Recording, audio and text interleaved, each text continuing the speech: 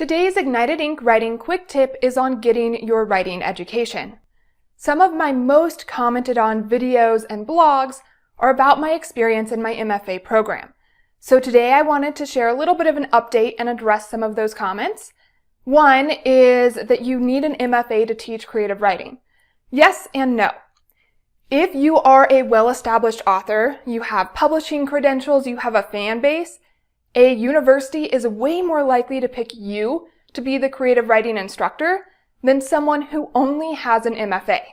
So an MFA can help you get a creative writing job, but it is not going to be the deciding factor. To learn more about my experience and this update, check out my latest YouTube video, MFA in Creative Writing Update, Time and Perspective. I'm Caitlin Burvey, editor and writer. Good luck igniting your ink.